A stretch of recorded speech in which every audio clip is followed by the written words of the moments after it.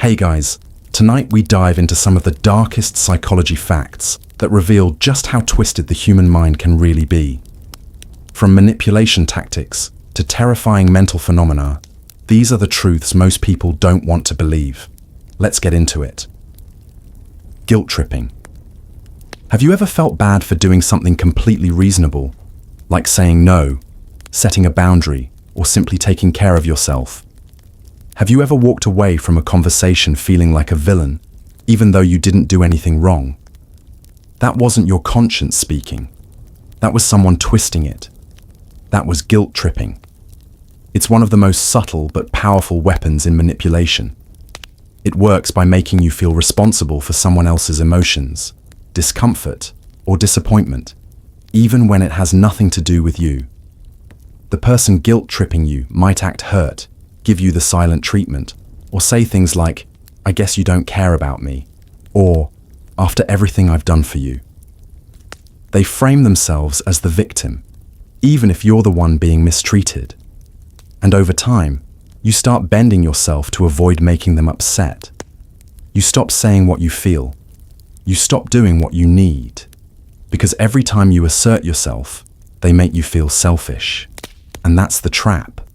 The goal of guilt tripping is not just to get their way, it's to train you to give in automatically, to make you associate your own boundaries with shame, to make you afraid of disappointing them, even when your actions are perfectly fair. You'll start second-guessing your needs. You'll apologize for things that don't deserve apologies.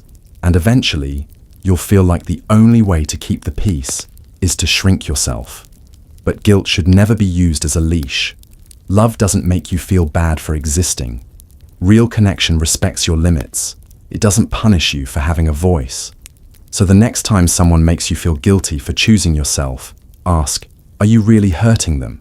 Or just finally refusing to be controlled? Love bombing. Have you ever met someone who made you feel more wanted in 1 week than anyone else ever has in your entire life? Like someone looked at you once and decided you were the one they'd been waiting for their entire life. The messages came fast. The compliments were endless. They wanted to know everything about you, your fears, your childhood, your secrets, your scars. And for a moment it felt like something out of a dream. But real love doesn't move that fast. Real love doesn't rush the walls down. Love bombing is a manipulation tactic disguised as romance. And it works by overwhelming your emotional defenses with intensity. It's not love. It's a calculated attack on your need to be seen, heard, and wanted. They make you feel safe, only so you'll trust them without question. They give you the illusion of intimacy, only so they can fast forward the bond and skip your natural hesitation. And once they know you've fallen for the version of them they showed you, once you're addicted to the high they created, they begin to disappear. The attention slows down, the compliments stop, their tone changes. Suddenly, you're walking on eggshells around someone who once praised your every breath. You start blaming yourself. You overthink every message. You feel like you broke something, but you didn't. They did. And they planned it from the start. Because love bombing isn't about falling in love. It's about control. It's about getting you to hand over your trust so they can reshape you. They want you loyal, not loved. Obedient, not safe. They want to be the one thing you depend on emotionally so they can rip it away whenever they choose. And you'll stay, hoping the sweet version comes back. But that version was never real. It was bait, a performance, a hook with your name on it. You thought it was fate, but it was a setup. And by the time you realize it, you're already too deep to climb out without scars. Fear-mongering. Have you ever been convinced something terrible would happen if you didn't listen, didn't obey, didn't stay exactly where they wanted you? Not because it was true, but because they wanted it to feel true. That's fear-mongering. It's when someone uses exaggerated threats, worst-case scenarios, or constant doom to control your thoughts and decisions. They don't try to guide you with logic. They paralyze you with fear. They'll say things like, "No one else will ever love you," or "You'll regret this forever," or "You're making a huge mistake," not out of care, but out of control. They want your anxiety to grow so loud that you stop thinking for yourself. The more afraid you are, the more likely you are to comply. Fear-mongering isn't always loud. Sometimes it's quiet, whispered like advice. Sometimes it's buried in concern, disguised as protection. But the goal is always the same, to scare you into submission. They paint a world where you're helpless without them. They build a future filled with failure and shame if you dare to walk away. And soon, you're not making decisions based on what's best. You're making decisions based on what's safest, what hurts the least, what keeps the monster quiet. But fear shouldn't be the compass for your life. Real love doesn't try to terrify you into staying. Real support doesn't make you feel trapped. The moment someone needs to scare you into obedience is the moment they've lost the right to guide you. Because fear-mongering isn't protection, it's a cage. And the scariest part isn't what they say might happen if you leave. It's what will definitely happen if you stay. Gaslighting. Have you ever started to doubt your own memory? Not because it was wrong, but because someone made you question it so many times that you couldn't trust what you saw, heard, or felt. That's not forgetfulness. That's not overthinking. That's psychological warfare. That's gaslighting. It starts small. Maybe they deny saying something you clearly remember. They brush it off, call you sensitive, say you're imagining things. Then they do it again and again, until eventually you stop trusting your own mind. You second-guess your feelings. You hesitate before speaking up. You begin to rely on their version of reality because yours has been slowly dismantled. Gaslighting is one of the most dangerous forms of emotional manipulation because it doesn't just break your confidence, it rewires it. It turns your own thoughts into a weapon against you. The person doing it might seem calm, logical, even caring while they do it. That's the trick. They don't scream. They smile. They don't attack you with fists. They attack you with doubt. They want control. And the easiest way to gain it is to make sure you can't tell what's real anymore. Once you begin to question your own perception, you need them to define what's true. You start depending on them to explain your own emotions. And that dependency becomes the prison. You'll hear things like, "You're overreacting," or "That never happened," or "You're remembering it wrong." Over time, these statements become normal, even comforting. And eventually, you become quiet. You stop pushing back. You doubt everything, even the pain you feel. And that's exactly what they wanted. Gaslighting doesn't make you crazy. It makes you forget who you were before they convinced you that you couldn't trust yourself. And the scariest part? Sometimes you don't even realize it's happening until you've already lost your voice, your confidence, and the version of yourself that once felt so sure of the truth. Because truth dies slowly. When someone lies to you long enough to make you lie to yourself. Cognitive dissonance. Have you ever believed two things at once that couldn't possibly both be true?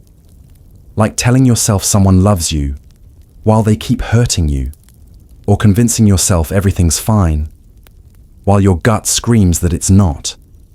That sick, twisting tension in your chest, that's cognitive dissonance. It's what happens when your beliefs clash with your reality and your mind tries to hold both without falling apart. It's not weakness, it's survival. Because when the truth is too painful to face, the brain starts bending it. It rewrites memories, creates excuses, fills in gaps with hope. You tell yourself they didn't mean it, that they're just stressed, that you're overreacting. You lie to yourself just to protect the version of the world you want to believe in. But deep down, something always feels off. That pressure inside you builds every time you ignore what's real in favor of what's safe. And the longer you hold the contradiction, the more it wears you down. You become emotionally exhausted without knowing why. You question your instincts. You doubt your decisions. You stay in situations that hurt you just to avoid the pain of accepting that they never matched what you told yourself they were.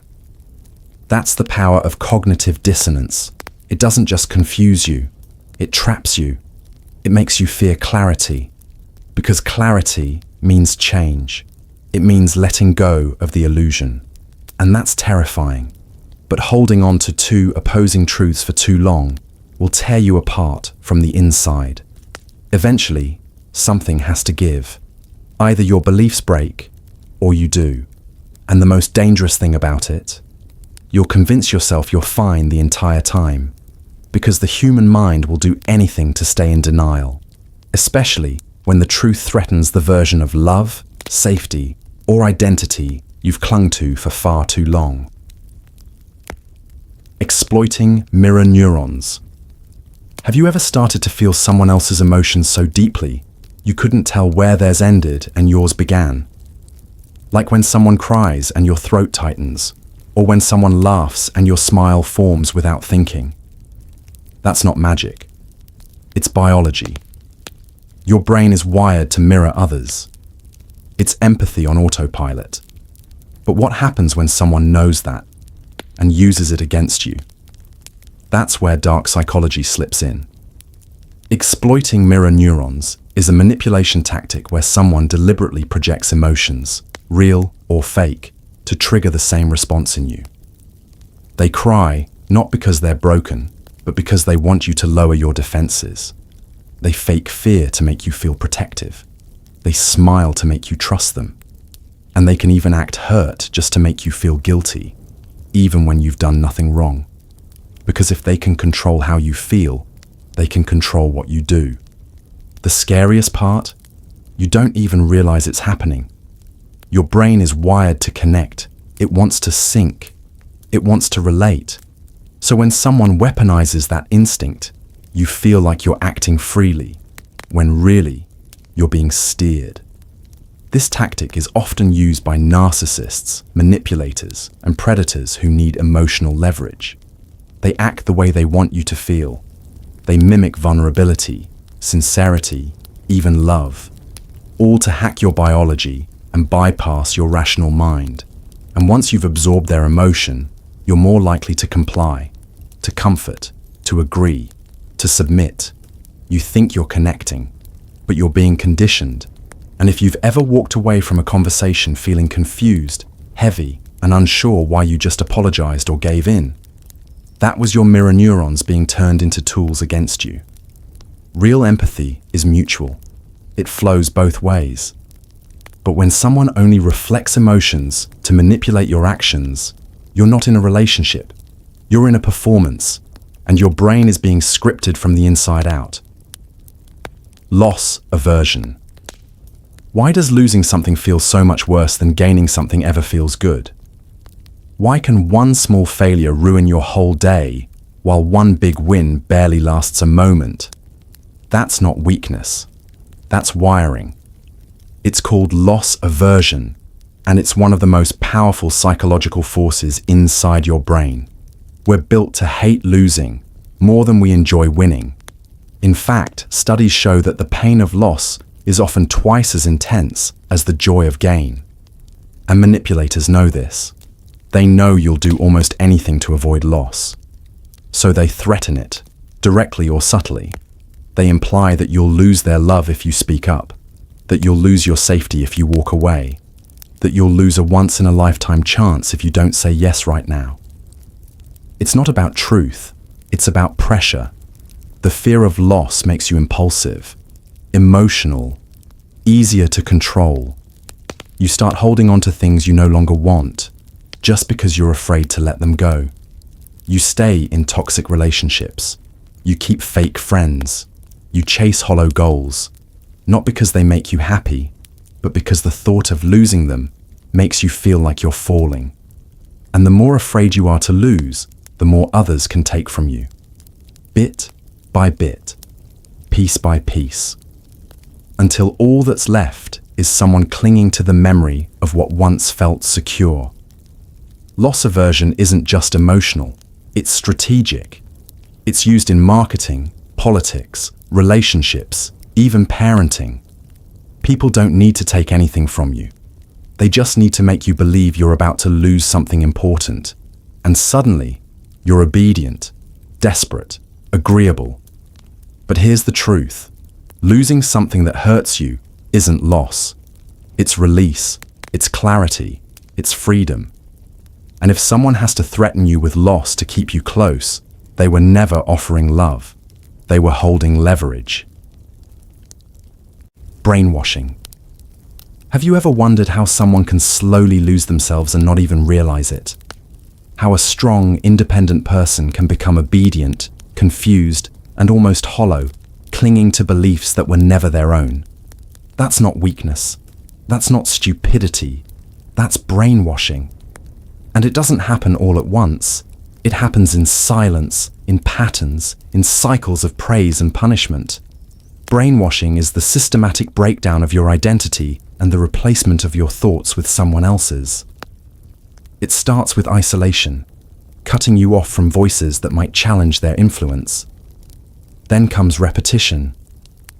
They repeat the same ideas, the same narratives, over and over, until your brain begins to accept them as truth.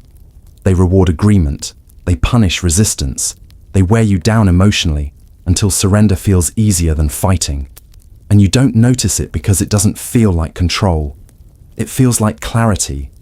They make you believe you've finally seen the truth, when really, you've just absorbed theirs. Over time, your own thoughts begin to fade. Your memories blur. You forget what you believed before they told you what to believe.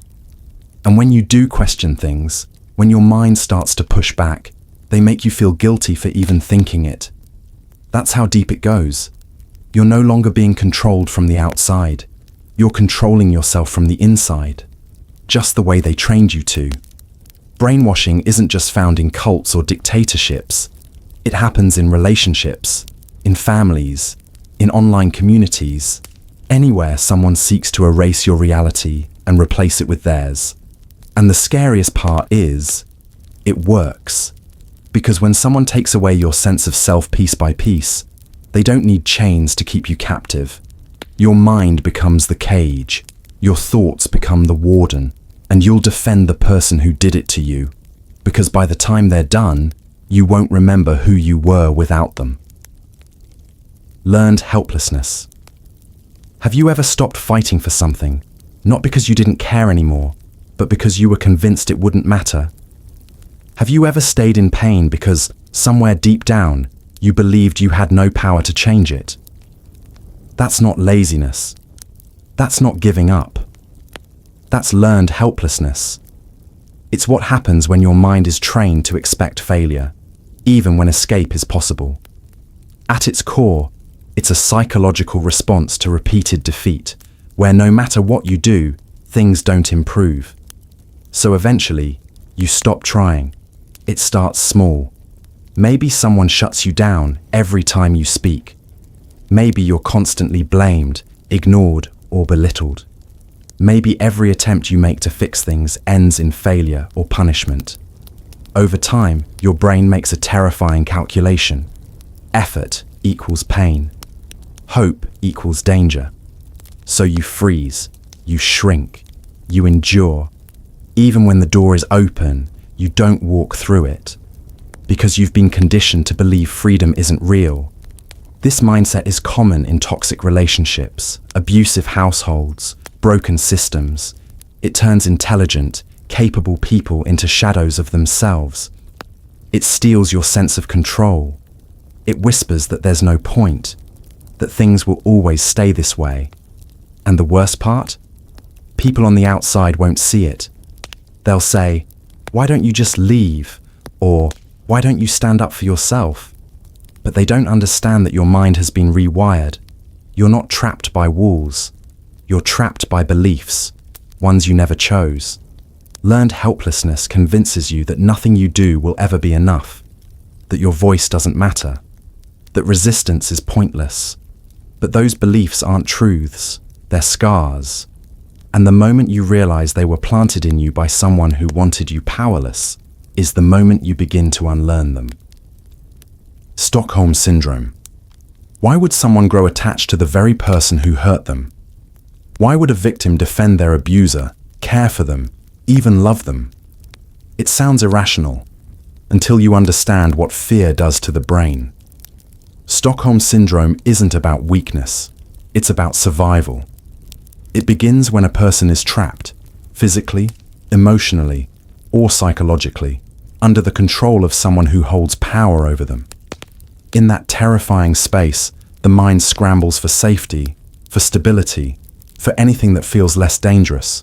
And if the abuser shows even a sliver of kindness, the brain clings to it like a lifeline. That small mercy, whether it's a kind word, a softer tone, or a moment of calm, becomes everything. The victim starts to see their abuser not just as a threat, but as protection from worse pain. And that's the trap. The boundaries between fear and care blur. The abuser controls both the harm and the comfort, so the victim becomes emotionally dependent on the person causing the pain. This isn't just found in hostage situations. It happens in toxic relationships, manipulative families, even cults. The longer the exposure, the deeper the bond. Victims will rationalize the abuse, downplay the trauma, or blame themselves, because the alternative is admitting they were powerless.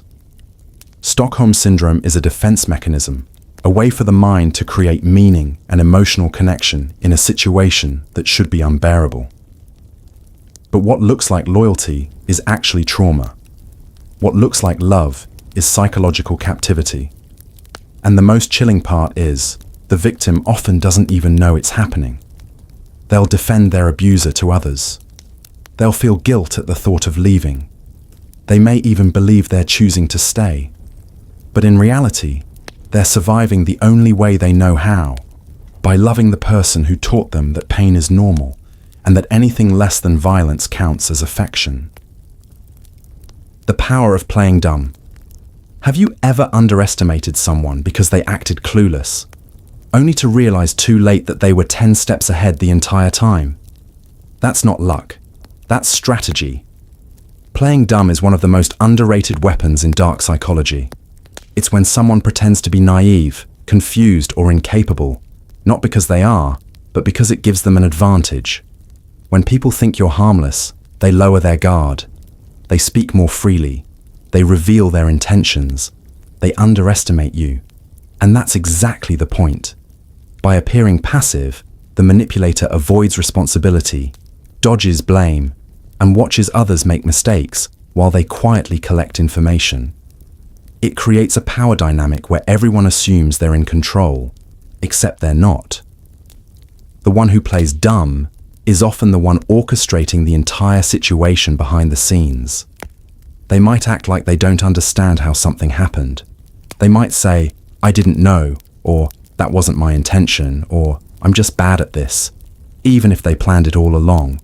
This tactic is especially powerful in relationships and workplaces, where innocence becomes a shield. It's hard to accuse someone who seems too clueless to harm you. It's hard to hold someone accountable when they always seem surprised by the consequences. And it works because it taps into our instinct to explain, to help, to forgive. But behind the blank stares and the slow nods, there's often calculation. A person who plays dumb knows exactly what they're doing. They want you to think you're in control. They want you to think they need your guidance. But the more you speak, the more they learn. The more you trust, the more they manipulate. And by the time you realize they were never confused, they were just silent while you showed your hand, it's already too late. Because the smartest move in any game is to make everyone else believe you don't even know you're playing. The power of touch.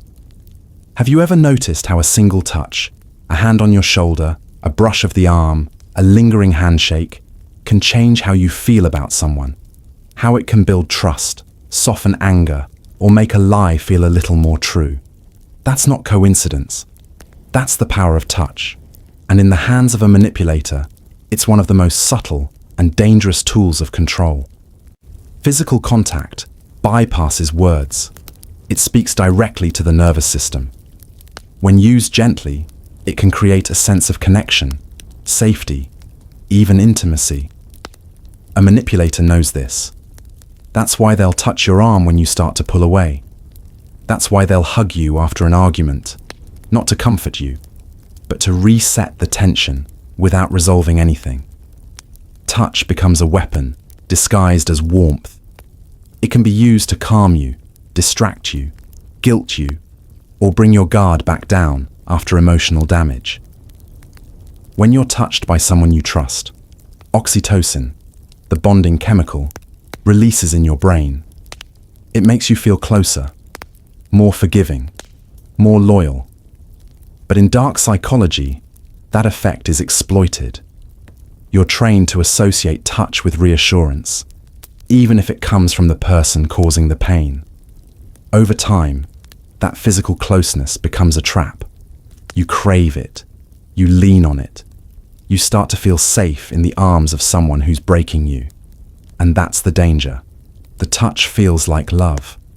But it's really just another way to keep you near, another way to silence your instincts with something that feels comforting on the surface. Real connection doesn't need to use your biology against you. It doesn't cover emotional harm with physical tenderness. So next time someone reaches for you, ask yourself, are they trying to comfort you or control you without saying a word? Groupthink. Have you ever stayed silent in a group, even when something felt wrong, just because everyone else seemed so sure? Have you ever agreed with a decision, not because you believed in it, but because speaking out felt dangerous? That's not you being passive. That's groupthink pulling the strings. Groupthink is a psychological phenomenon where the desire for harmony in a group overrides logic, facts, and even morality. It feels safer to conform than to question. When you're surrounded by people who all nod, smile, and agree, your brain whispers, "Don't be the one who ruins this." Dissent starts to feel like betrayal, and that's exactly how dangerous ideas spread, quietly, confidently, with no resistance. It doesn't take a tyrant to corrupt a room, just silence, just pressure, just a few dominant voices setting the tone while the rest follow, even when they know deep down something's wrong. Groupthink thrives in environments where criticism is discouraged and questioning is seen as conflict. People suppress their doubts to avoid tension, rejection, or embarrassment. And little by little, the whole group begins to drift into decisions no one would have made alone. History is full of tragedies born from groupthink. Businesses collapse, governments fall, crimes happen in plain sight, all because no one wanted to be the odd one out. The scariest part? Everyone thinks someone else will speak up. Everyone assumes someone else will stop it. But when no one does, the worst ideas win, not because they're right, but because they're comfortable.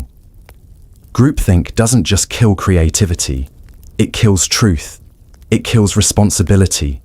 It turns smart, moral individuals into a mindless collective. And the only way to break it is to risk being uncomfortable, to risk being disliked, to risk being alone. Because sometimes the only sane voice in the room is the one no one wants to hear. Trauma bonding. Have you ever missed someone who hurt you? Craved their presence, even though you knew they were the source of your pain? Have you ever told yourself it was love, when deep down, you were just addicted to the cycle? That's not romance. That's trauma bonding. It's one of the most twisted traps in dark psychology, where abuse and affection become so tangled that you can't tell them apart. It doesn't start with violence. It starts with charm. They make you feel special, seen, irreplaceable. And then they break you, slowly, deliberately, but not all at once. After every moment of cruelty comes a wave of comfort. Apologies, gifts, tears, promises. It's that sudden kindness that binds you. Because when pain becomes the norm, even the smallest act of love feels euphoric. Your brain starts to believe that the one hurting you is also the one healing you. You begin to chase the highs, forget the lows, and explain away the damage. They didn't mean it. They're just going through something. It's my fault. The more they hurt you, the more you cling to them, hoping the good version returns. But that good version was always part of the trap. Trauma bonding rewires your instincts. It turns love into survival. You stay, not because you're weak, but because your mind has been conditioned to expect chaos as part of connection. You begin to fear life without them, even if life with them is a slow unraveling. Friends won't understand. They'll ask why you don't leave, but they don't see what you're chasing, that brief moment of tenderness you once knew and still believe might come back. But the truth is brutal. The one who breaks you just to fix you is not your savior. They're your captor. And what you call love is just the lock on the cage you forgot you were in. Hoovering. Have you ever finally pulled away from someone toxic, only to have them suddenly reappear with just the right words to pull you right back in? Just when you were healing, just when you were learning to breathe without them, they show up with a message, a memory, a promise. And for a moment, your heart skips. You think, maybe they've changed. Maybe it's real this time, but it's not. That's hoovering.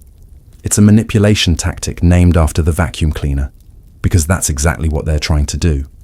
Suck you back in, not because they miss you, not because they've grown, but because they've noticed the control slipping, and they want it back. It often happens after no contact. When you start rebuilding your peace, they panic. So they love bomb again. They cry. They apologize. They say they finally understand. They might even admit to everything they once denied. But it's all part of the cycle. Because the moment you let them back in, the change disappears. The coldness returns, and the cycle starts again. Hoovering works because it targets your hope. It feeds on your longing for closure, your craving for the version of them you thought was real. It tempts you with what you wanted most the first time around. But they're not reaching out to heal. They're reaching out to reset your dependence, to make sure you still need them, to remind you that they can still control your emotions with a single message. It's not a sign of love, it's a sign of unfinished control. And every time you go back, the damage runs deeper. Not because you're weak, but because you believed in who they pretended to be. But that version was always bait. And the only way to break the cycle is to stop answering the vacuum when it hums. Let silence be your closure. Let healing be your revenge. Future faking. Have you ever met someone who talked about forever before even learning who you really were? Someone who painted a beautiful future, vacations, houses, kids, a life that sounded perfect, only to slowly back away the moment you got close. That's not dreaming. That's not planning. That's a lie with a purpose. Future faking is a manipulation tactic where someone makes grand promises about the future just to get what they want in the present. It sounds romantic. It sounds serious. It sounds real. But it isn't. It's bait. They'll tell you they can't wait to grow old with you. They'll talk about weddings, future homes, shared goals. But it's all words. Words carefully chosen to make you emotionally invest in something that doesn't actually exist. The goal isn't to build a future. It's to make you stay. It's to lower your defenses and raise your hopes so high that you ignore all the red flags happening right in front of you. Because why would you leave someone who talks about building a life with you? Why would you walk away when they say someday and soon and just wait? But someday never comes, and soon always turns into silence. The promises get vague, the energy fades, and slowly you start to realize those plans were never real.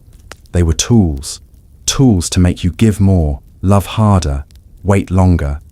You'll hear phrases like, just trust me, or I'm working on it, or things will get better soon. But nothing ever changes.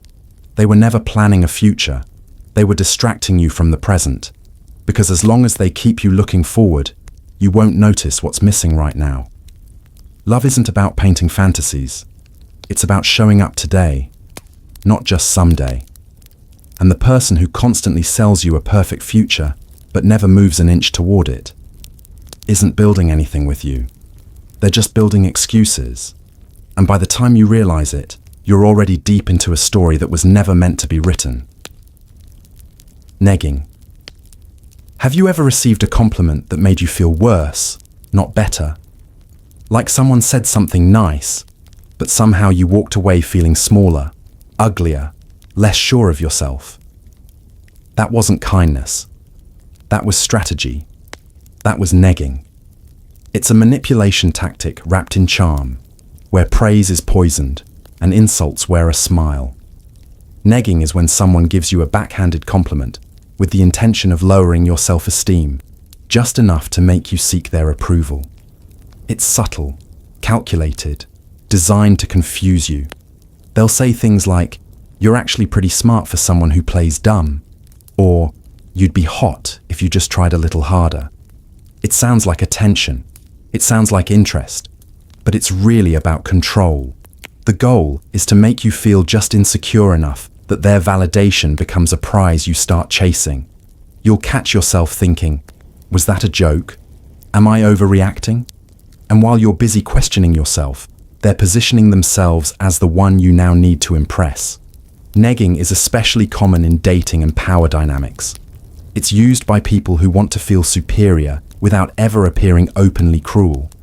They tear you down just enough to build a gap, then offer you little glimpses of approval to make you come back. And the more you chase that approval, the more power they gain. Because now your self-worth isn't coming from within. It's coming from them. That's the trap. You start measuring your value through their words, even when those words are quietly cutting you down. But real confidence doesn't need to be tested. Real connection doesn't come at the cost of your dignity. So the next time someone hides an insult behind a smirk or a compliment that stings, ask yourself, are they lifting you up or lowering you just enough to keep you close? Emotional blackmail. Have you ever felt like if you didn't do exactly what someone wanted, they'd fall apart, explode, or make you suffer for it? Like your choices were no longer your own, but tied to someone else's mood, silence, or pain. That's not love. That's not compromise. That's emotional blackmail. It's when someone uses your fear, guilt, or love against you to control your behavior. They don't use threats of violence. They use threats of heartbreak, of abandonment, of self-destruction. And suddenly, your every decision comes with a trapdoor. Say no, and you're cold. Set a boundary, and you're selfish. Walk away, and you're responsible for their spiral. They cry. They beg. They say things like, "If you really cared," or "You'll regret this," or "I guess I just don't matter to you." And even if they don't raise their voice, you feel cornered, because they've turned your emotions into a weapon and aimed them back at you. Emotional blackmail creates an invisible leash. You start anticipating their reactions before you speak. You stop making choices for yourself. You begin walking on emotional eggshells, shrinking, apologizing, agreeing, not because you want to, but because you're afraid of what might happen if you don't. Over time, it chips away at your identity. You forget what you want. You lose your voice. And the worst part? They make it look like you're the one doing harm, like they're the victim of your freedom. But real love doesn't punish independence. Real care doesn't use tears as chains. If someone has to make you feel guilty, afraid, or responsible for their emotions in order to get their way, that's not a relationship, that's a trap. And every time you give in just to keep the peace, the price is your own. Cultivating dependence. Have you ever noticed how some people slowly remove every support system around you until they're the only one left standing? Like they offer help, comfort, protection, but only if you come to them for it. That's not love. That's not care.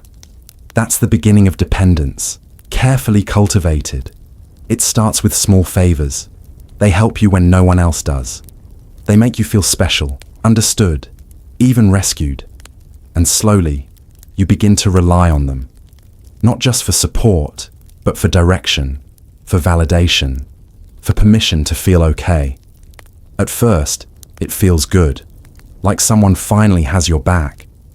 But what you don't see is what's being taken while they give. Over time, they isolate you from friends, family, even your own instincts. They make other people seem untrustworthy. They plant doubt. They don't really care about you like I do. You can't count on them. They'll just hurt you. And soon, you stop reaching out. You stop asking for help anywhere else. You go to them for everything. And that's exactly what they want. Because now, you're not just connected, you're dependent. You feel like you can't make decisions without their input. Like your emotional survival hinges on their approval. And every time you try to pull back, they reel you in with guilt, kindness, or subtle threats. The chain isn't loud. It's made of whispered reassurances, emotional favors, and quiet manipulation. But the result is the same. You lose your autonomy. You shrink. You forget how to stand on your own. Cultivating dependence is one of the most sinister tactics in dark psychology because it doesn't look like control. It looks like care. But real love empowers. It doesn't make itself the only option. It doesn't starve you of strength just to feed your need for one person. So ask yourself, do they support you? Or slowly make sure no one else can? Door in the face. Have you ever said yes to something you didn't want? Just because it seemed smaller compared to the outrageous thing someone asked you first. Like someone makes a massive request, you shut it down, and then they settle for something more reasonable. And you agree, even though you normally wouldn't. That's not negotiation. That's manipulation. That's the door-in-the-face technique. It's a psychological trick that plays with your instinct to compromise. The manipulator starts by asking for something huge, something they know you'll reject. It's not a real request. It's bait. Once you say no, they immediately follow up with something smaller, something that suddenly feels fair. But it's not fair, it's calculated. You feel bad for turning down the first request. You feel pressure to meet them halfway.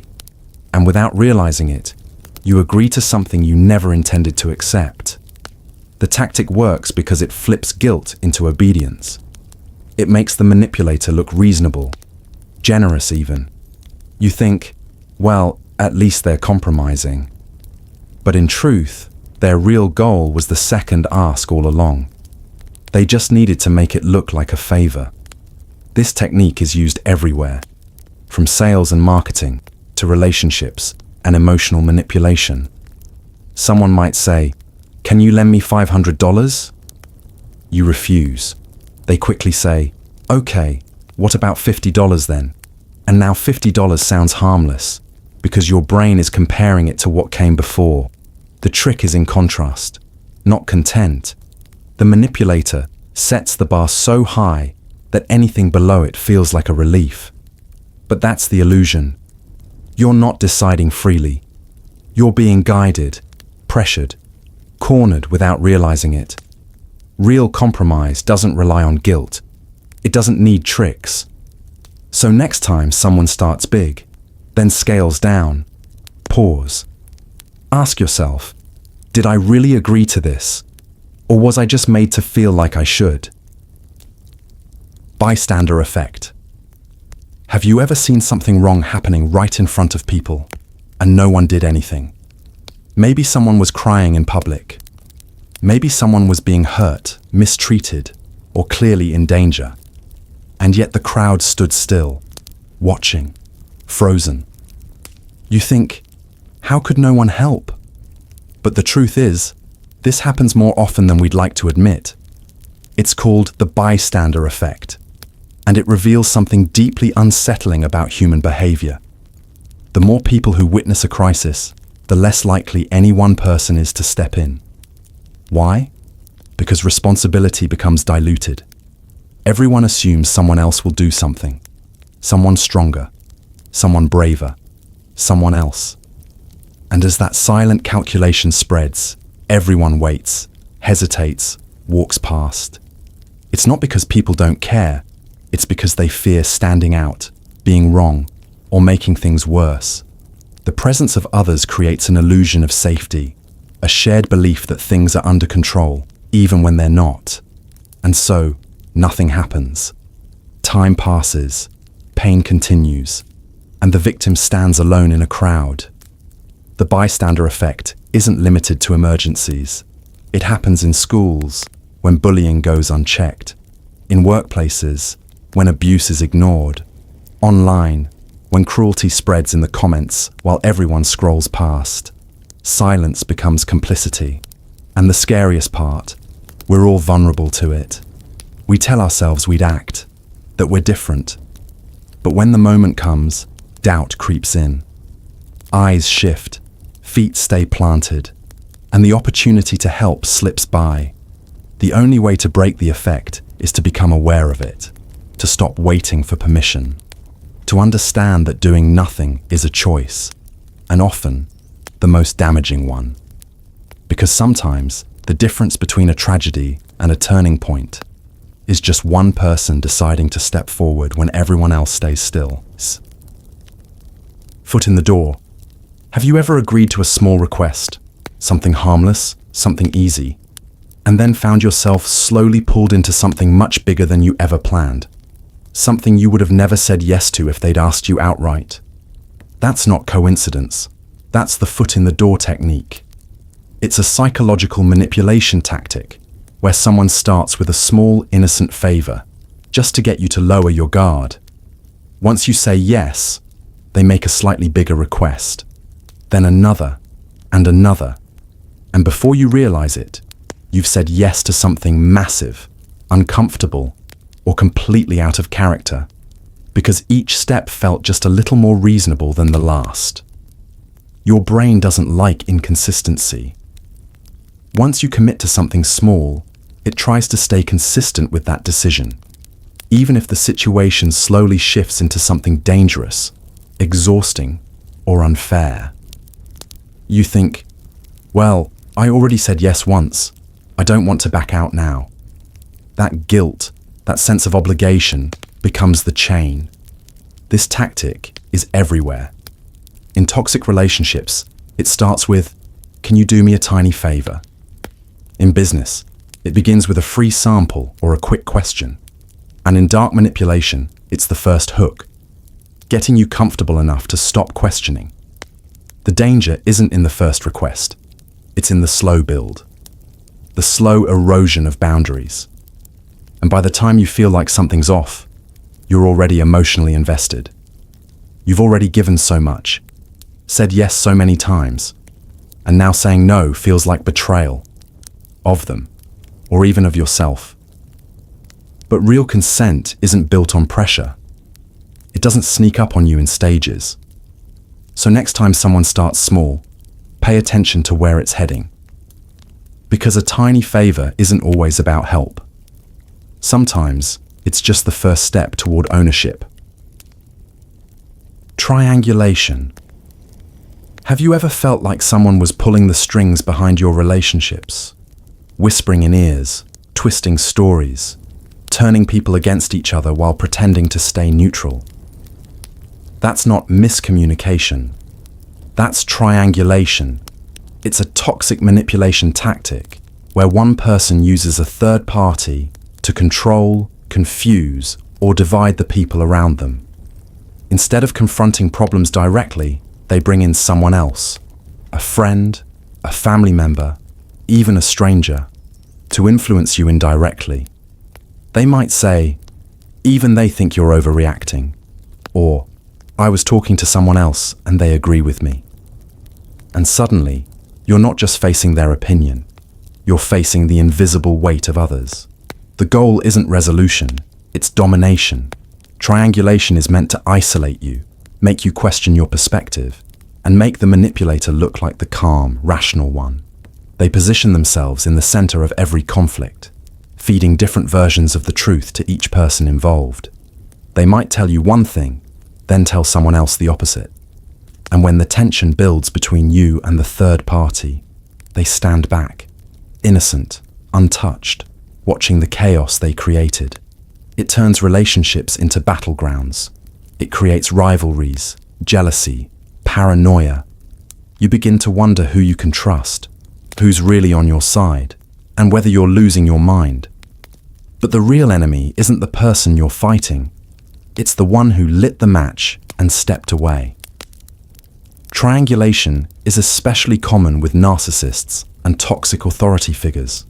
It feeds their ego, cements their control, and makes sure no one gets close enough to challenge them.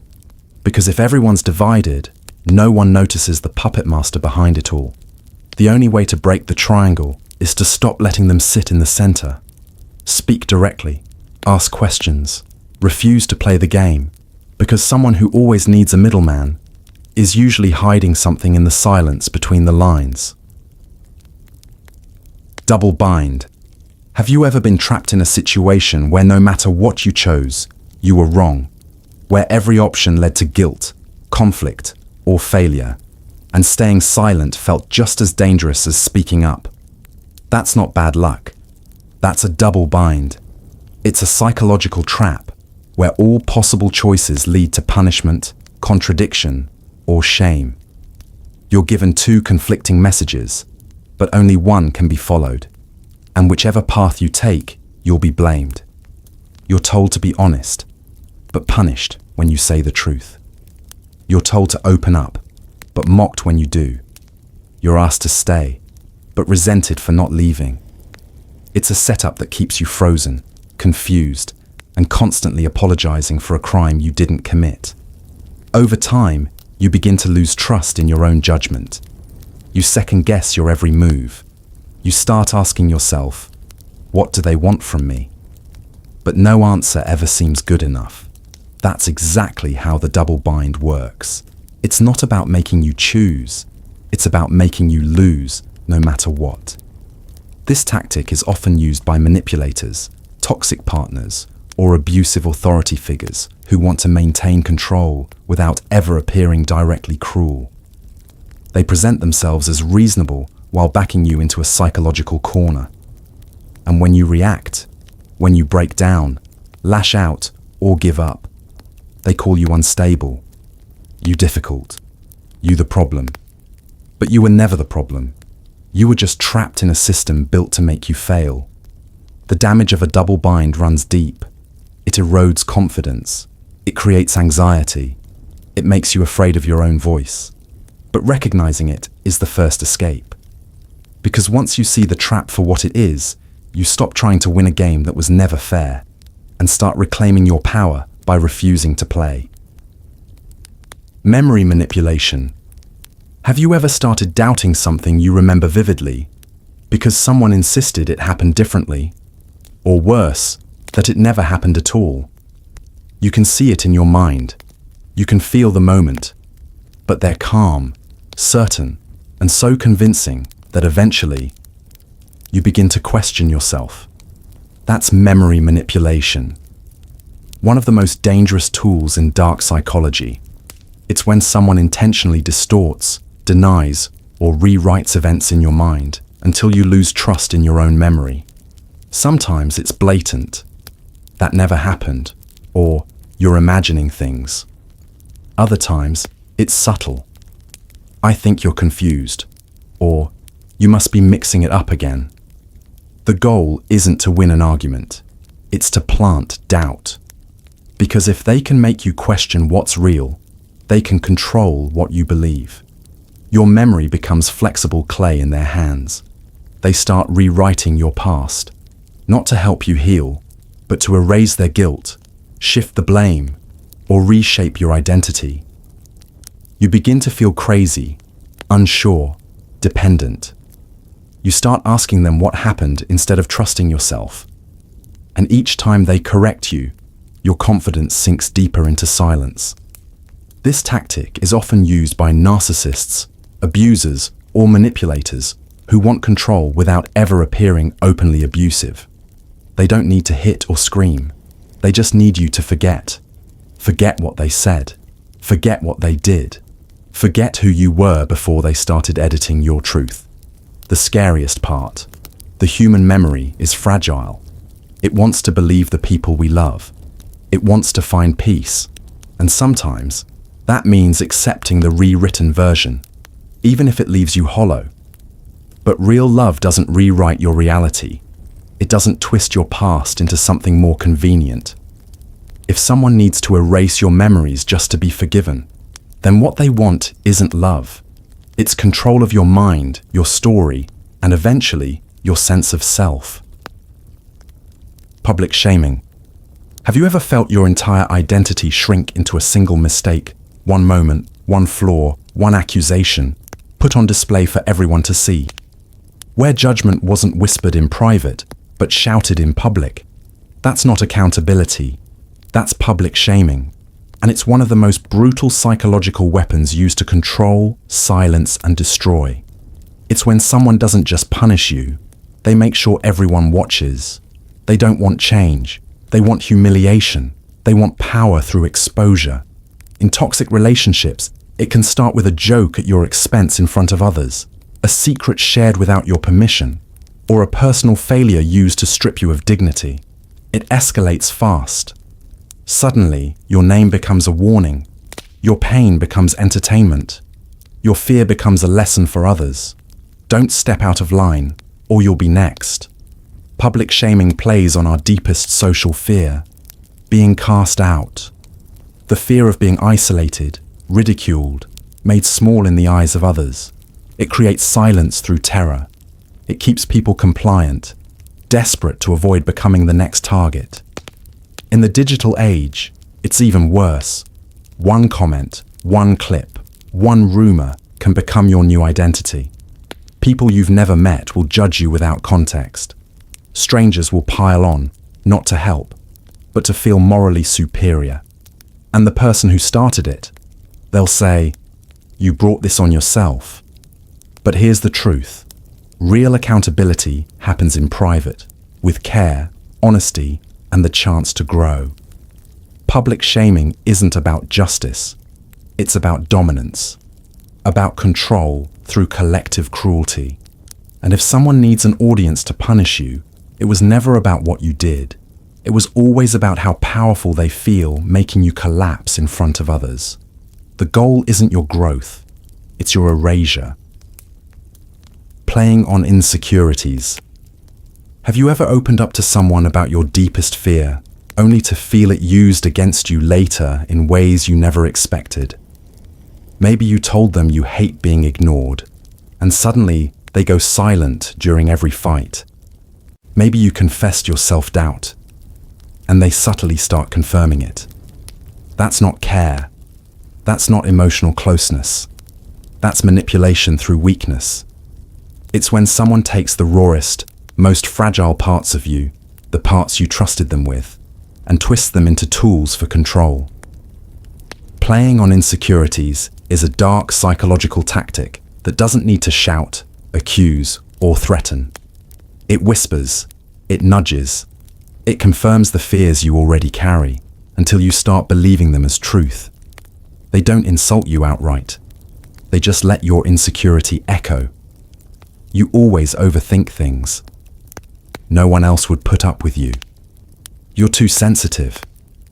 They don't have to tear you down directly because they know your mind will do it for them. Over time, you stop defending yourself.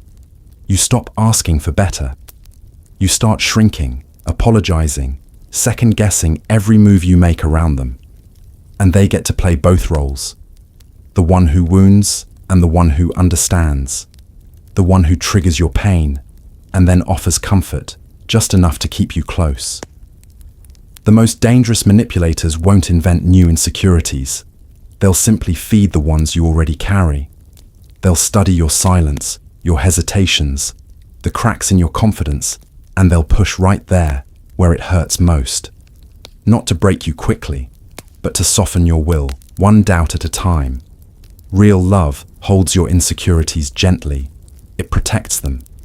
But when someone uses them to gain power, they're not helping you grow. They're using your wounds as handles to pull you wherever they want. Exploiting empathy. Have you ever forgiven someone, comforted them, or given them another chance, only to realize later they never actually deserved it? That they didn't change, they didn't care, and they only came back to feed off your kindness again? That's not misjudgment. That's the cost of being human. And in the wrong hands, empathy becomes a leash. Exploiting empathy is one of the darkest psychological tactics because it doesn't use force, it uses your heart. It's when someone weaponizes your compassion to avoid consequences, escape accountability, or keep you emotionally tethered. They know you don't want to hurt anyone. They know you hate seeing others in pain. So they cry, they open up, they tell you their trauma, they admit their flaws, and for a moment, it feels real. You see the broken child inside them, you see the pain, and you soften, you forgive, you stay. But empathy without boundaries becomes surrender. The manipulator knows exactly how to trigger your guilt. They frame themselves as misunderstood, fragile, or lost, because they know you'll try to fix them. They don't need to prove they've changed. They just need to make you feel cruel for walking away. And so you carry their pain on your back, hoping love will be enough to heal them. But it never is, because they don't want healing. They want access. They want control without effort, forgiveness without change. And the more you give, the more they expect, until your kindness becomes currency and your empathy becomes the trap. Real connection doesn't make you feel responsible for someone else's emotional chaos. It doesn't guilt you into staying. So if someone only shows vulnerability when they're about to lose you, ask yourself, is this a breakthrough or just another performance to keep you close? Scapegoating.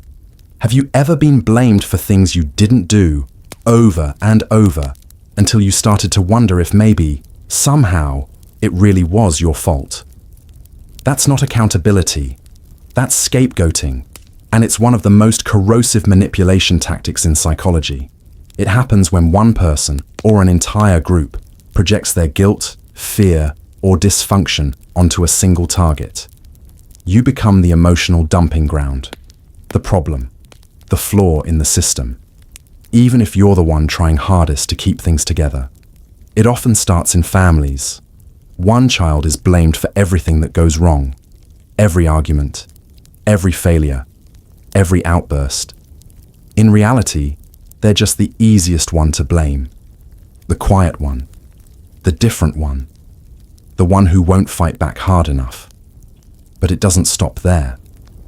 Scapegoating exists in schools, workplaces, relationships, anywhere someone needs a convenient villain to avoid facing their own flaws. The scapegoat is punished not for what they do, but for what others refuse to confront in themselves. And the longer it happens, the more internalized it becomes. You start apologizing for things that aren't your fault. You over-explain, over-function, overthink. You try harder to earn love, to stop the chaos, to be enough. But it never works, because the problem was never you. You were just the mirror they couldn't stand to look into. Scapegoating creates deep psychological wounds, low self-worth, chronic guilt, identity confusion. You learn to survive by accepting blame just to keep the peace. But peace built on silence is not peace. It's self-erasure. Real healing begins when you recognize the role you were forced to play and realize you can step out of it. You are not their shame. You are not their brokenness. And you don't have to carry what was never yours to begin with. Cultivating a false identity. Have you ever been with someone who seemed too perfect?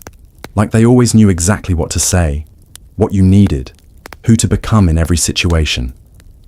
They mirrored your likes, shared your dreams, reflected your emotions like a flawless echo. It felt like fate. But slowly, cracks began to show. The mask slipped. The person you thought you knew vanished, and someone colder, distant, unfamiliar took their place. That's not transformation. That's deception. Cultivating a false identity is a manipulation tactic where someone constructs an entire persona, not based on who they truly are, but on what you want them to be. They study you. They adapt. They shape themselves into your ideal. They use charm as camouflage, vulnerability as bait. Every smile, every story, every shared coincidence is calculated. And because it feels like deep connection, you fall faster, harder. But it's not love. It's a performance. One designed to gain access to your trust, your loyalty, your life. And once they've secured that, once they know you're emotionally invested, their real personality begins to emerge. Maybe they grow cold. Maybe they get cruel. Maybe they just lose interest. But by then, you're already entangled in the version of them that never existed. You find yourself mourning a ghost, chasing the illusion they built just for you. You keep hoping the real them will come back, not realizing that person was never real. Cultivating a false identity isn't just lying, it's psychological puppetry. It's shaping your reality from the inside out. The goal isn't connection, it's control. And the longer you stay, the more you question your instincts, your judgment, your memory. Because when someone builds a fake self to win your love, it's not just betrayal, it's emotional theft. And the hardest part isn't losing them, it's realizing they never existed to begin with. The seeds of self-doubt. Have you ever started feeling unsure of yourself in ways that never used to happen? Like your confidence was slowly leaking through cracks you didn't even know were there. You used to speak freely, trust your instincts, make decisions without shaking. But now, every choice feels like a test. Every word feels like it might be the wrong one. That's not insecurity. That's what happens when someone quietly plants the seeds of self-doubt. And they never do it all at once. They do it with small comments, subtle shifts, a raised eyebrow, a hesitant, "Are you sure?" at just the right moment. They chip away at you slowly, until you begin second-guessing things you were once certain of. You hesitate before speaking. You apologize more. You replay conversations in your head at night, wondering if you sounded stupid, dramatic, or wrong. And the worst part? They never directly insult you. In fact, they'll say they're just being honest, or helping you grow. But what they're really doing is reshaping how you see yourself, turning confidence into silence, replacing clarity with hesitation. Because the more unsure you are, the more control they gain. You start leaning on them for reassurance. You need their validation. You stop trusting your own voice and start depending on theirs. This isn't love, it's erosion. It's psychological sabotage dressed up as support. And it's dangerous because it doesn't feel like abuse. It feels like maybe it's just you. But it's not. No one is born full of self-doubt.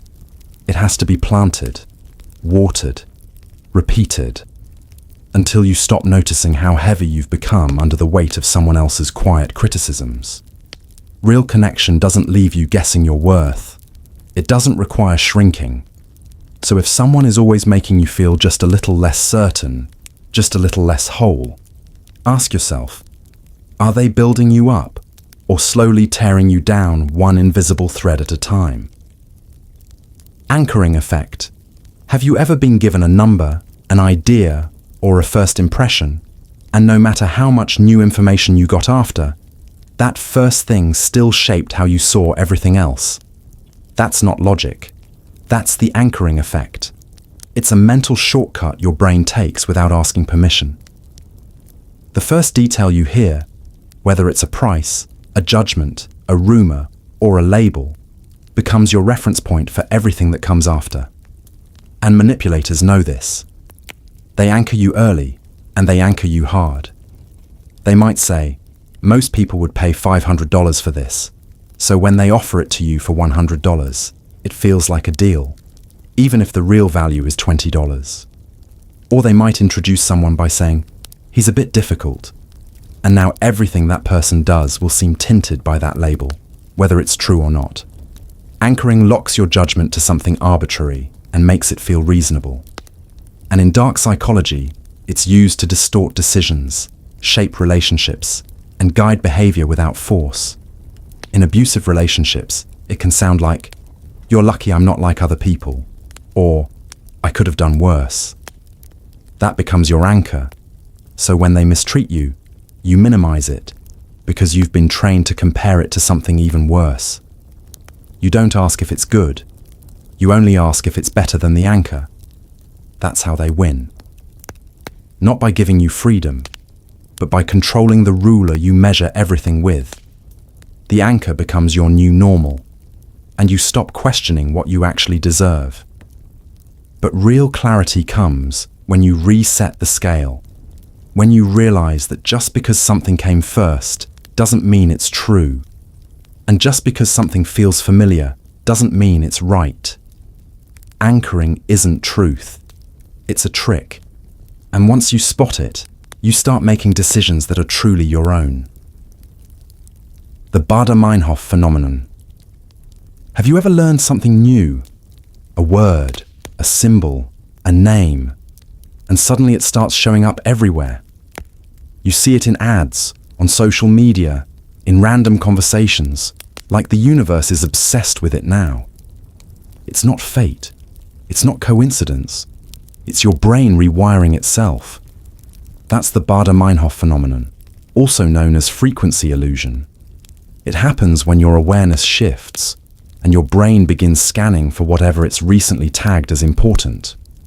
But in dark psychology, this natural glitch becomes a powerful tool of influence, because once someone implants an idea in your mind about yourself, someone else, or the world around you, you start noticing it everywhere, whether it's truly there or not. If they say, people always leave you, you'll begin picking up on every little withdrawal, every unanswered text, every delay in response, and suddenly it feels like proof. If they say, everyone thinks you're too emotional, your brain will flag every sigh, every raised eyebrow, every pause as confirmation. Not because it's true, but because you've been primed to see it. That's how they gain control, by setting your expectations and letting your own perception do the rest. The more you see it, the more you believe it, and the more you believe it, the more it becomes your reality. The Baader-Meinhof effect turns one seed into a forest, all because your attention was manipulated. You'll think the world is changing, when really, your focus is just being steered. It's used in marketing, in cults, in emotional abuse, in relationships where someone wants you to question your stability. And the scariest part, you'll swear it's real, that you discovered it yourself. But it didn't appear out of nowhere. It was planted, suggested, whispered once, and now it echoes everywhere you look. Because when someone knows how to aim your attention, they don't have to lie. They just have to let your own mind convince you. Creating a sense of urgency. Have you ever been pushed into making a decision that didn't feel right, but you were told it had to be now, right now, or the opportunity would vanish forever? You didn't get time to think, to breathe, to step back and ask yourself if it made sense. That pressure, that countdown ticking in your head, that wasn't coincidence, it was engineered. Creating a sense of urgency is a powerful psychological tactic used to override your logic and trigger emotional action. Because urgency doesn't leave room for reflection. It doesn't wait for reason.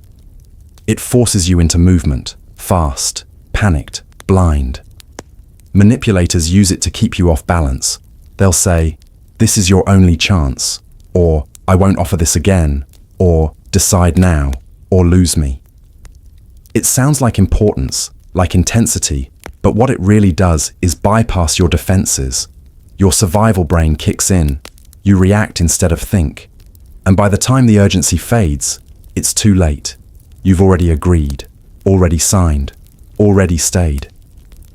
In toxic relationships, urgency looks like threats of abandonment, fake emergencies, sudden shifts in affection. In sales and scams, it's fake deadlines, limited offers, disappearing deals.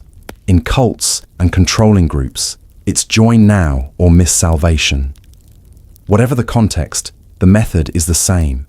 Hijack your timeline so you don't have time to question the truth. Because urgency makes lies feel urgent too. The scariest part, it works even when we know it's a trick. Because the pressure feels real. And once your nervous system is triggered, your logic goes silent. The antidote is space, stillness, breathing room. Because anything real any offer, any love, any truth will still be there after you've had time to think. But manipulation, it only thrives when your clock is ticking louder than your conscience. Lowballing. Have you ever agreed to something that seemed fair, only to find out later that the cost, the effort, or the commitment was way higher than what you were told? You already said yes, you already felt invested, so you stayed, even when the terms changed. That's not miscommunication. That's lowballing, a deceptive tactic where someone offers you a deal that seems too good to pass up, just to get you to commit. Once you're in, they reveal the real cost. The goal is never to offer something reasonable. The goal is to hook you with something tempting, build your attachment, and then shift the reality so subtly that backing out feels harder than going forward. Your brain resists loss. It wants to stay consistent. I already said yes, it tells you. I've come this far. So you adapt, you compromise, you justify. Whether it's a manipulative partner who starts as kind and supportive, then slowly becomes controlling, or a job that promised flexibility but buries you under silent expectations, or even a friend who asks for just one small favor that turns into 10. You were never told the truth up front. And that's the trick. Lowballing doesn't take your power. It convinces you to give it up slowly, one tiny inch at a time. It works because it feels like you're making the choice, even though you were deceived. And the deeper you go, the harder it feels to walk away without feeling guilty, foolish, or wasteful. But real agreements don't hide the truth. Real love doesn't bait you with a mask and reveal something darker once you're trapped. So if the terms keep changing, if what you were promised never matches what you're living, stop blaming yourself for saying yes. Start asking why the truth had to be hidden in the first place. Priming effect. Have you ever made a decision or formed an opinion and later wondered, why did that feel so automatic? So obvious. Like the choice was yours, but something invisible had already nudged you in that direction. That's the priming effect.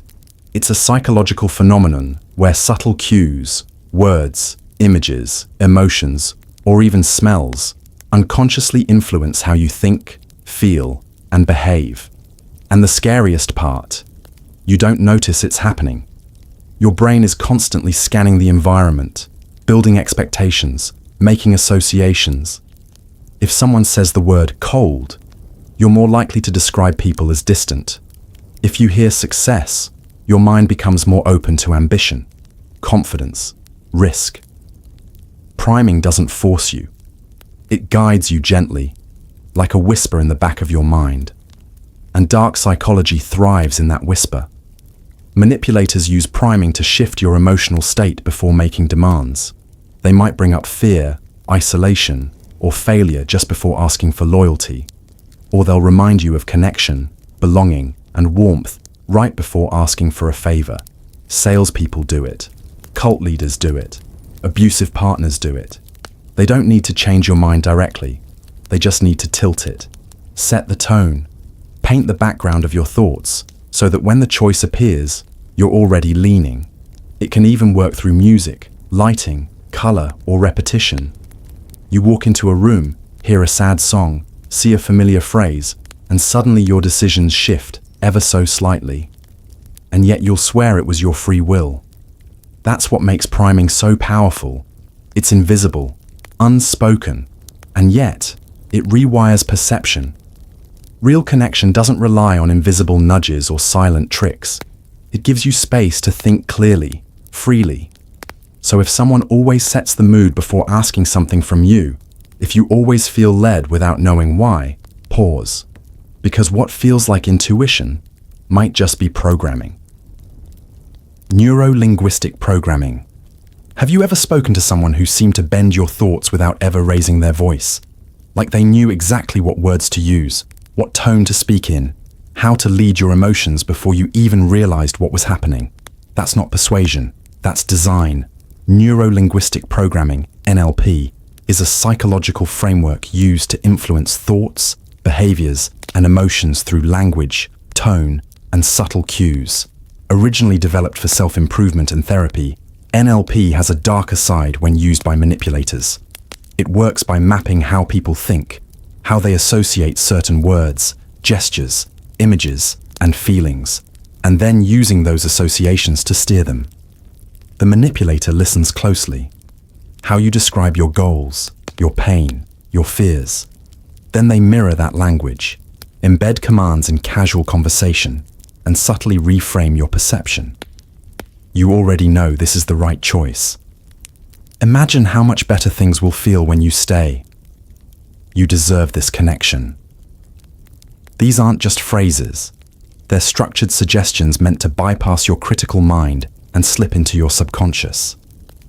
NLP often involves pacing and leading, first matching your thoughts, then guiding them. It uses anchor words, triggers, even gestures to evoke specific emotions at just the right time. And because it all sounds so natural, so conversational, you won't even realize your behavior is being directed. You'll think the idea was yours, that the feeling was spontaneous, but it was carefully planted. And that's what makes NLP dangerous in the wrong hands. It doesn't force, it seduces. It shapes reality using the architecture of your own thoughts. Real connection doesn't need scripted language or hidden commands.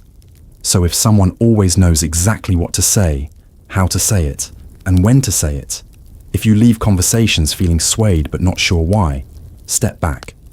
Because what felt like understanding might have been programming. Suggestive language and hypnosis. Have you ever listened to someone speak and felt your mind start to blur, like their words were wrapping around your thoughts, leading you somewhere calm, but not entirely in control? Like you were awake, aware, and yet slightly detached from yourself. That's the subtle power of suggestive language. And in dark psychology, it's a form of conversational hypnosis, manipulation hidden inside soothing tones and carefully chosen phrases. Hypnosis doesn't always look like a swinging watch or someone snapping their fingers. Sometimes it sounds like soft repetition, carefully timed pauses, vague imagery that lets your brain fill in the blanks. You might notice how relaxed you're starting to feel. Imagine how easy things could be if you just let go. You don't have to decide now, but you already know what the right choice is. These phrases seem innocent, but they bypass your critical mind and speak directly to your subconscious, planting suggestions without triggering resistance. The manipulator might slow their voice, sync their breathing with yours, or use emotional anchoring to guide your mood. They may layer in subtle commands inside casual conversation, making you think you're just chatting, when in reality, they're pulling you deeper into compliance. This technique works especially well on people who are tired, emotionally overwhelmed, or already conditioned to seek approval.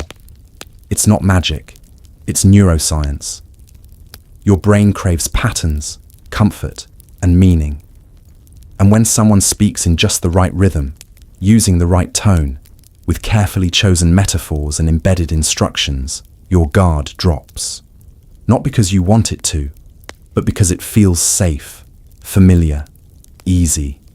And by the time you realize how deep you've gone, their suggestion has become your thought, their will, your action. Real communication doesn't lull your mind into silence, it invites you to stay awake. So if someone's voice always makes you feel a little too calm, a little too trusting, a little too suggestible, ask yourself, are you thinking clearly, or are you being softly led into surrender? Bandwagon effect manipulation. Have you ever found yourself liking something just because everyone else seemed to like it?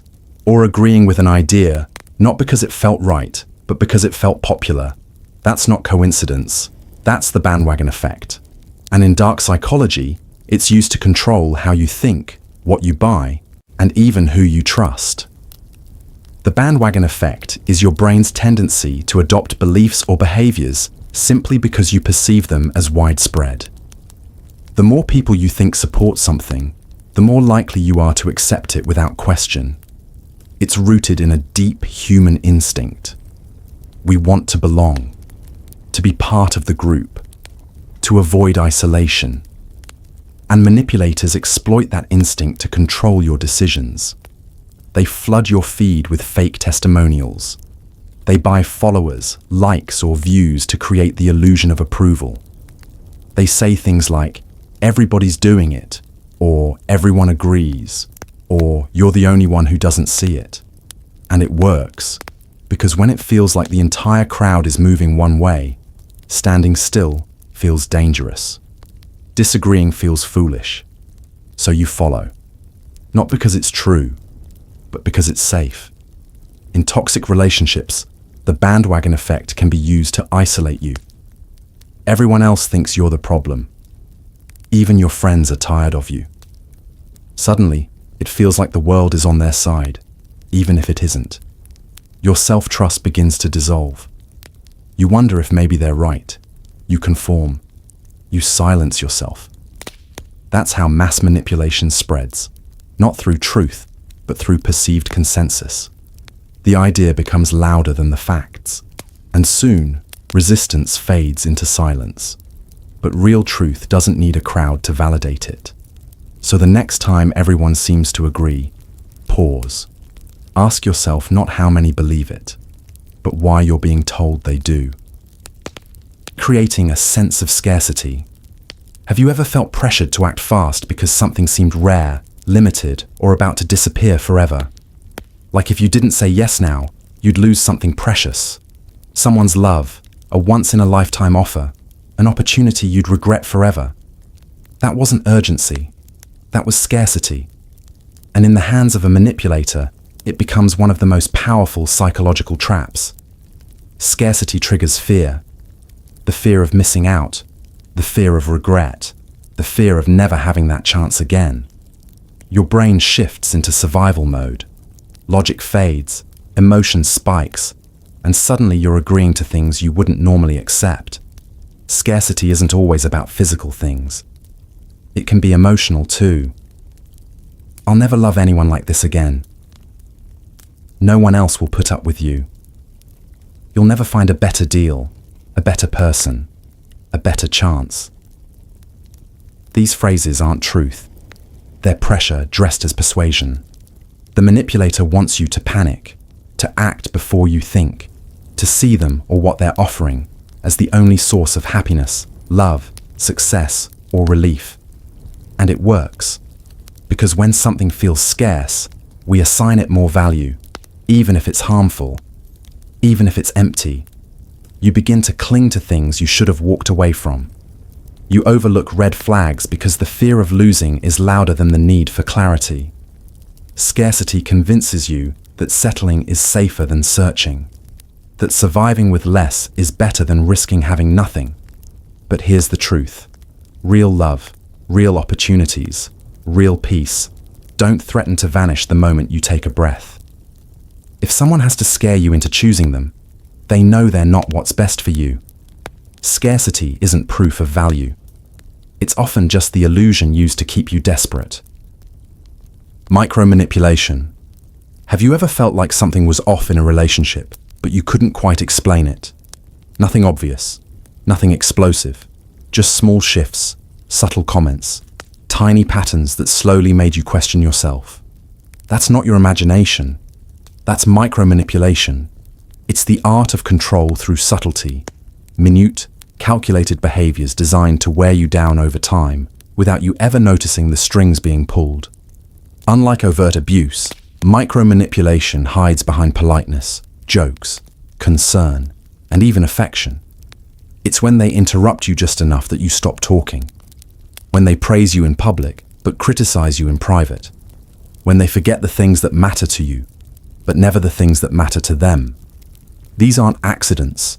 They're psychological pinpricks, small enough to dismiss, frequent enough to change you. A sigh when you speak, a glance when you mention a dream, a sarcastic, "Of course you'd think that," and you start shrinking, not because they told you to, but because it feels easier than facing the constant friction. That's the trick. Micromanipulation doesn't need to scream. It whispers, it nudges, it trains you to anticipate discomfort and avoid it before it comes. You become the one managing their moods, avoiding topics, adjusting yourself until you're barely visible. And they'll still say, "I never did anything to you." Because technically, they didn't break you. They let you do it to yourself, one compromise at a time. But the result is the same. You feel small, powerless, confused, and you can't explain why. That's what makes micromanipulation so dangerous. It leaves no bruises, only internal erosion. But real connection doesn't require you to decode someone's silence or live under constant emotional tension. So if you feel like you're walking through a fog of invisible pressure, pause. Because manipulation doesn't always come with a bang. Sometimes it comes in pieces, so small you never even hear them falling. The Zeigarnik Effect. Have you ever found yourself obsessing over something unfinished? A conversation that ended awkwardly, a text you never got a reply to, a task you forgot to complete. It loops in your mind, quietly, constantly, long after it should have faded. That's not overthinking. That's the Zeigarnik Effect, a psychological phenomenon where your brain holds onto incomplete experiences more tightly than finished ones. It's your mind's way of trying to close the loop. And while that can be useful for memory or motivation, in the wrong hands, it becomes a weapon. Manipulators use this effect to keep you hooked, emotionally, mentally, even physically. They'll start a deep conversation and walk away before it's resolved. They'll bring up something painful, then change the subject. They'll hint at feelings, promises, threats, but never finish the sentence. And your brain fills in the rest. You start replaying what they said, what they didn't, what they might have meant. The tension of not knowing becomes addictive. You want closure, you want answers, but they never come. Because the uncertainty is the control. The Zeigarnik Effect makes you think about them long after they're gone. You write the next chapter yourself, an apology, a future, a reason, and they never had to do a thing. It keeps you chasing a resolution that was never coming. That's why ghosting hurts so much. Why vague texts haunt you. Why one sentence left unfinished can echo louder than an entire argument. The manipulator knows, leave the door half open and you'll stand there forever. But real connection doesn't leave you dangling. It doesn't use silence to control or confusion to stay present in your mind. So if someone keeps leaving things unresolved, always making you crave a conclusion that never comes, it's not a sign to hold on. It's proof that they're keeping you in limbo on purpose and calling it love. The Pygmalion Effect. Have you ever started to believe something about yourself? Not because it was true, but because someone else believed it first. Maybe they expected you to fail, and slowly, you did. Or maybe they believed in your potential so deeply that you started living up to it, even if you hadn't seen it before. That's the Pygmalion Effect. A powerful psychological phenomenon where the expectations others place on you subtly shape your behavior, performance, and even your identity. When someone expects you to succeed, you unconsciously try harder. When they expect you to fail, your confidence withers, your motivation dies, and suddenly their prediction becomes your reality. But in dark psychology, this effect becomes a cage. Manipulators use it not to lift you, but to limit you. They set low expectations cloaked in concern. You're just not good at that. I know you won't understand. It's okay. No one expects much from you. And at first, it sounds small, dismissive, but repetition makes it sink in. You stop trying. You stop dreaming. You believe them. Because deep down, we are wired to respond to the expectations around us, especially when they come from someone we care about or fear. The Pygmalion Effect isn't just about performance, it's about identity. And when used with precision, it can reshape your entire sense of self. Some manipulators flip it, overpraising you for things they want you to do more of, setting high expectations in areas that benefit them, not you. You end up working hard, not for growth, but for approval, for validation, for survival. Real love doesn't box you in with fake ceilings. It doesn't define your limits, so you live beneath them. So ask yourself, are the expectations shaping you, helping you grow, or quietly teaching you who you're allowed to be? Reframing failure. Have you ever been convinced that your failure wasn't really failure at all? That it was actually proof of growth, love, or even loyalty? That what hurt you was somehow good for you? That's not perspective. That's reframing. And when used with kindness, it can heal. But in the hands of a manipulator, reframing becomes a twisted mirror, one that distorts your pain into something you're told to be grateful for. They'll say, "This made you stronger," after they're the one who broke you. Or, "You needed this to learn," as if betrayal was a gift. They shift the meaning of what happened, not to comfort you, but to avoid accountability. Suddenly, their cruelty becomes a lesson. Their absence becomes a test. Their manipulation becomes your growth opportunity. And if you push back, they accuse you of being negative, ungrateful, or weak. Reframing failure can be a beautiful tool when used with truth and compassion. But when it's forced on you, when someone else gets to rewrite the story of your pain, it becomes emotional gaslighting. You begin to question whether you're even allowed to feel hurt. You start suppressing anger, blaming yourself for not understanding the bigger picture. You call abuse character development, and the more you repeat their version of events, the further you drift from your own. The danger of reframing in manipulation is that it robs you of clarity. You can't heal what you're not allowed to call harm. You can't protect yourself from what you've been told was meant to help you. Real growth doesn't need to rewrite your truth. It honors it. It says, "Yes, that was painful. Yes, you deserved better. And now you rise, not because it happened, but in spite of it." So if someone keeps dressing up their harm in wisdom, remember, not every wound is a lesson. Some are just wounds that should have never been made. The halo effect. Have you ever trusted someone completely just because they looked good, sounded smart, or carried themselves with confidence? Like their charm in one area seemed to spill into everything else, making you believe they were kind, honest, even morally superior, without any real proof. That's the halo effect. It's a psychological shortcut your brain takes when it sees one positive trait and assumes the rest must be good too.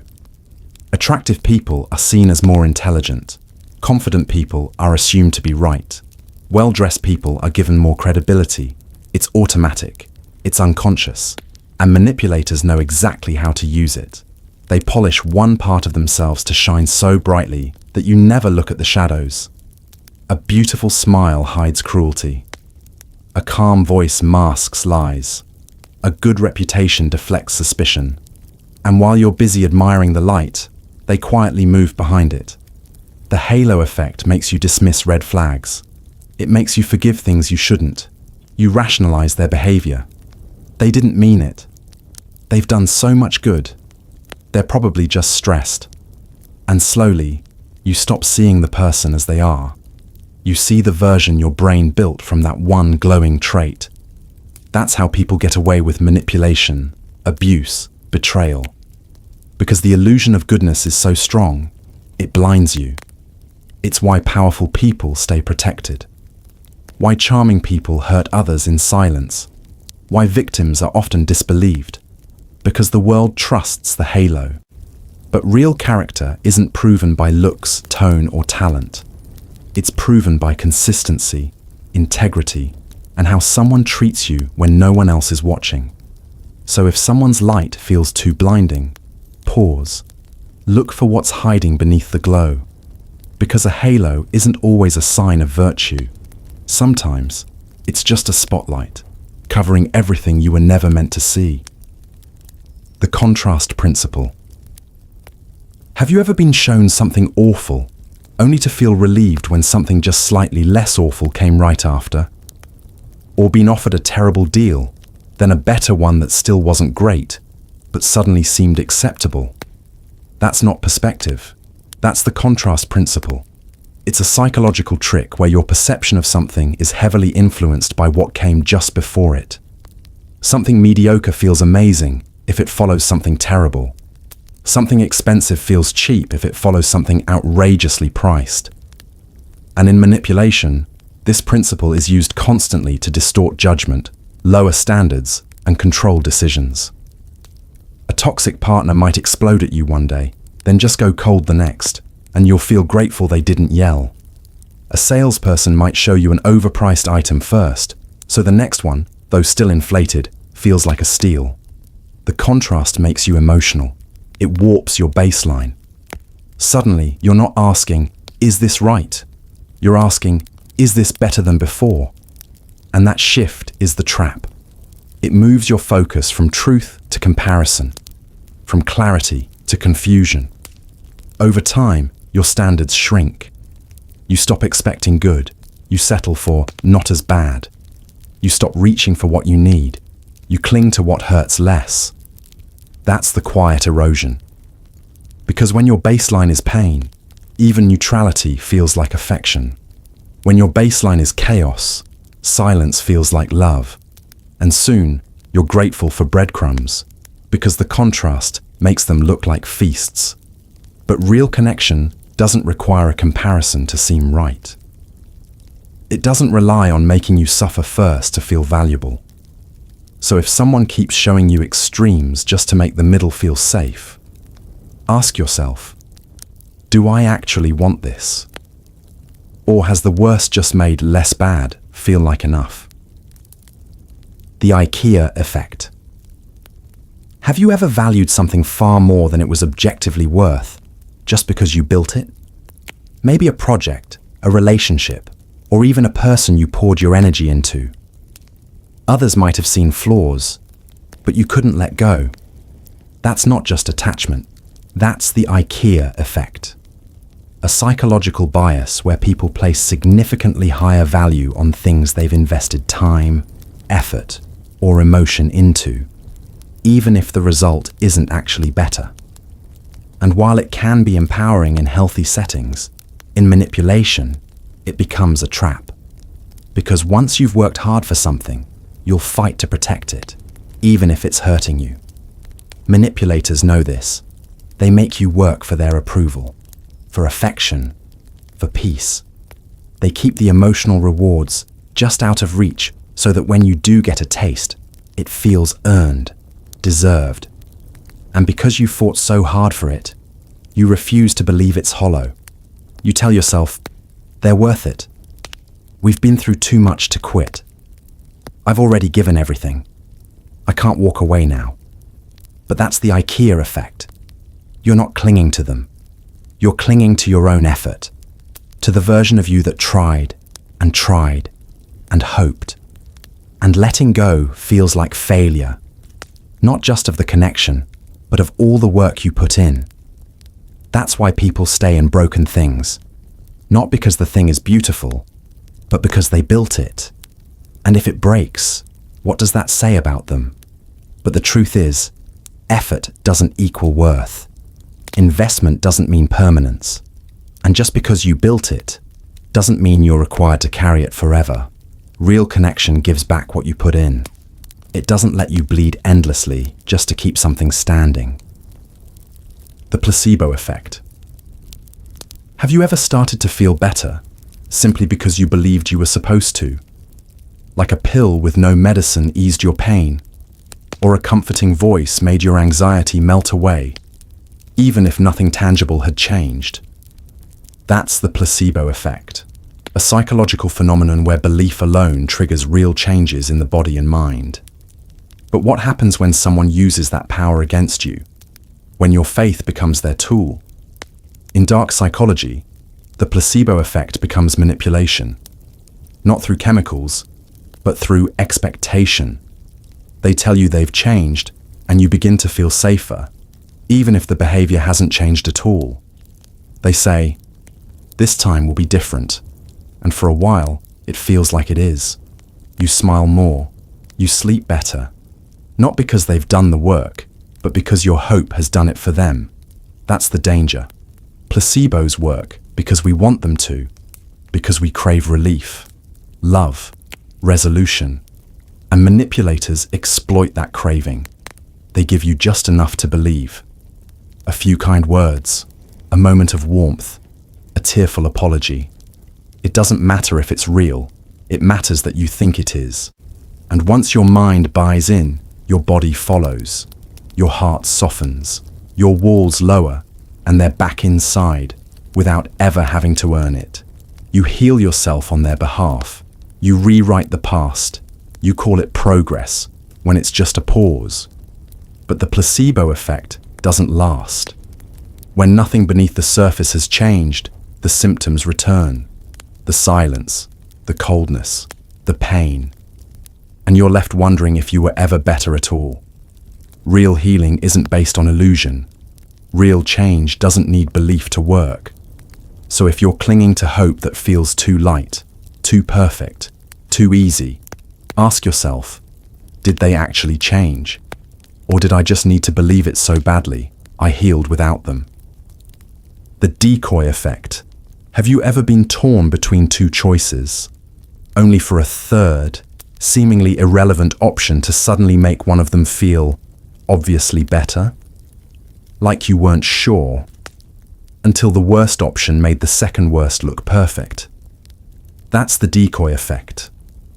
A psychological trick where a third, less appealing option is introduced to subtly guide you toward the choice someone wants you to make.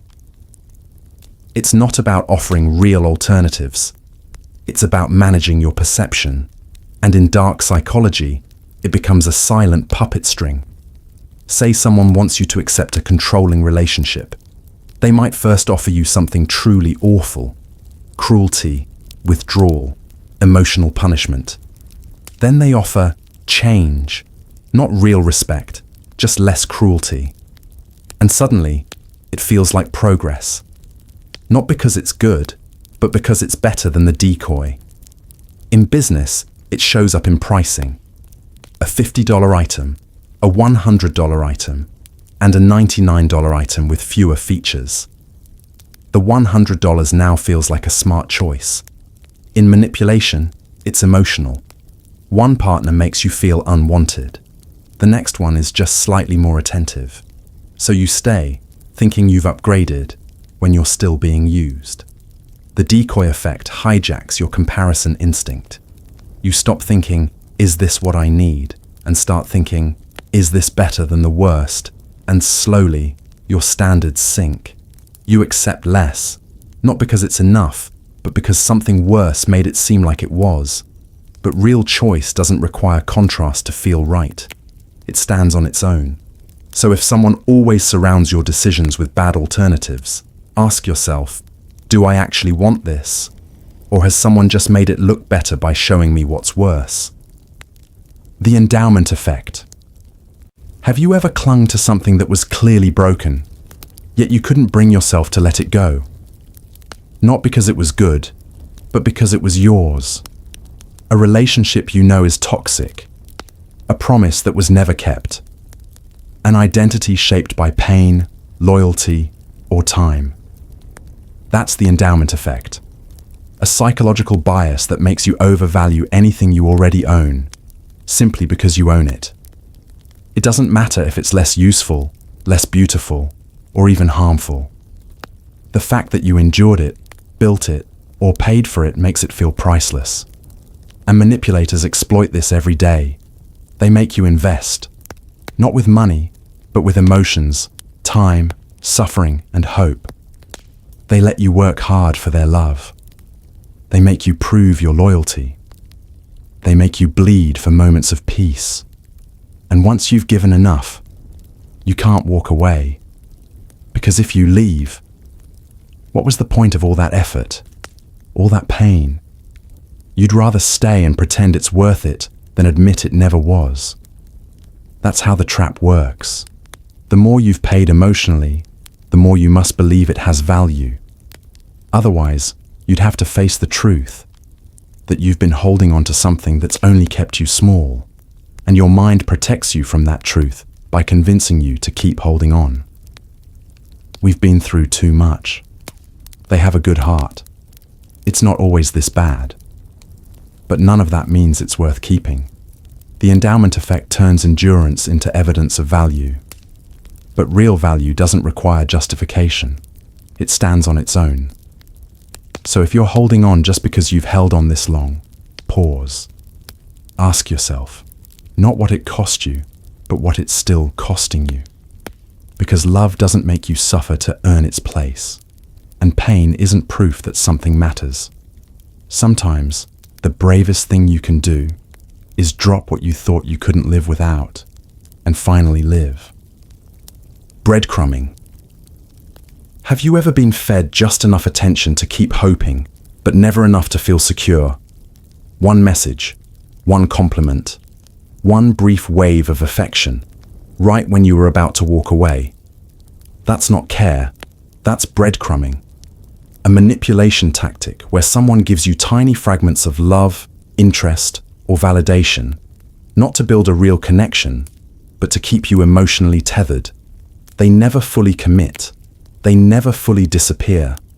They show up just enough to confuse you, to reignite your hope, to make you question whether you're being too dramatic. One night they vanish. The next, they act like nothing happened. And you forgive it, because the little they gave felt so good. That's the trick. Breadcrumbing works because your mind becomes addicted to the unpredictability. You wait for the next message, the next signal, the next crumb. Your nervous system loops in a cycle of reward and withdrawal, always chasing, never catching. And they know that. They know that if they disappear completely, they lose control. But if they show up just enough, they own your attention. You begin to rationalize it. They're just busy. At least they care a little. Maybe it's me. But real love doesn't have to be decoded. It doesn't leave you starved, anxious, or confused. It doesn't train you to expect less just because less is all they ever give. Breadcrumbing isn't affection. It's control through scarcity. It's emotional starvation disguised as subtle affection. And the longer you follow the crumbs, the more lost you become from yourself. So if you're always waiting, always guessing, always hoping, maybe it's time to stop chasing crumbs and start demanding a whole meal. Because the people who truly want you don't keep you hungry. They sit at the table, look you in the eyes, and stay. Machiavellianism. Have you ever dealt with someone who seemed charming on the surface, but underneath, every move felt calculated, every word like a trap disguised as kindness? Someone who didn't just lie, they strategized, didn't just hurt, you were part of a plan. That's not normal manipulation. That's Machiavellianism, a dark, clinical personality trait marked by cold logic, emotional detachment, and a hunger for control. People high in Machiavellianism don't react. They plan. They don't explode. They observe. And they don't just want attention or affection. They want power. Over your thoughts, over your actions, over how you see the world and yourself. They'll mirror your values, pretend to be vulnerable, and offer comfort when it suits them, only to use your trust as leverage. Their kindness has strings. Their apologies are rehearsed. Their silence is timed. They don't manipulate out of emotion. They manipulate because it works. They study people like puzzles and dismantle them slowly. Your guilt becomes their tool. Your empathy becomes their weapon. And the scariest part? They rarely feel bad. There's no remorse, no hesitation, only outcomes, tactics, victory. This isn't the kind of toxic person who spirals or lashes out emotionally. No, Machiavellian manipulators play the long game. They want loyalty, silence, and obedience. And they'll smile while taking it from you piece by piece. You'll think it's your idea, that you're choosing this, that they're misunderstood. but they already accounted for your doubt, already predicted your resistance, and already planned how to bring you back. The only real defense is clarity, cold clarity, the ability to see charm without attachment, strategy without sympathy, and to understand, not everyone who seems put together is safe. Some people wear control like a suit, and they only feel close to you when they're standing on your neck. Mirroring. Have you ever met someone who felt too perfect? Like they instantly understood your humor, matched your energy, shared your opinions, and echoed your values as if they lived inside your mind? It felt like fate, like you'd known them forever. But what if they weren't showing you who they were, only reflecting who you are? That's mirroring, a powerful psychological tactic where someone copies your behavior, beliefs, interests, and emotional rhythm to build trust quickly. And in dark psychology, it's not used to connect, it's used to disarm. A manipulator doesn't want to earn your love. They want to simulate it. So they observe, absorb, and become a version of you that feels irresistible. You mention a childhood memory. They've lived something identical. You talk about your dreams. They've had the same ones. You speak, and they nod at all the right moments. It feels intimate, deep, but it's not real. It's performance. And because it's tailored so perfectly to you, it bypasses your critical thinking. You drop your guard, you open up faster, you bond harder. But over time, their mask slips. The stories don't add up. The empathy starts to fade. The person you thought they were begins to crack. That's when you realize you weren't falling in love with them. You were falling in love with yourself, reflected back to you. And that's what makes mirroring so dangerous. It turns your identity into their camouflage. Real connection comes from contrast, not cloning. It challenges, it teaches, it grows. But when someone always agrees, always reflects, always blends into your image, it's not chemistry, it's calculation. And once they have your trust, the reflection fades, and the control begins. Intermittent reinforcement. Have you ever stayed in something miserable, just for those rare moments when it suddenly felt good again? When they surprised you with affection, gave you hope, made you believe things might change, right when you were about to walk away? That's not love. That's intermittent reinforcement.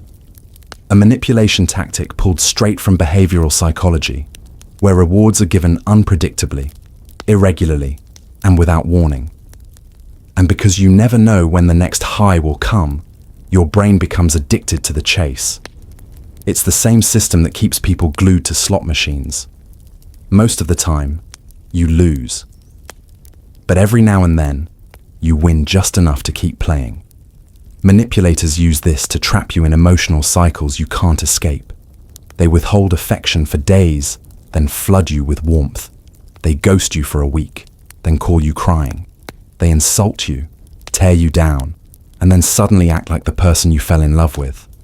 And you feel relief, gratitude, even euphoria. Not because things are good, but because they're not as bad as they were. Your nervous system rewires itself around the chaos. You begin to anticipate pain and crave reward like a drug. You stop asking for consistency. You start living for crumbs. And the less they give, the more grateful you become when they do. That's the darkness of intermittent reinforcement. It trains you to suffer better, not to expect better. And you stay, not because you're weak, but because the unpredictability creates psychological dependency. Real love doesn't play with timing to make itself feel valuable. It doesn't condition your brain to fear silence and worship scraps. So if the bad is constant and the good feels like a miracle, step back. Because what you're feeling isn't connection. It's withdrawal, disguised as devotion.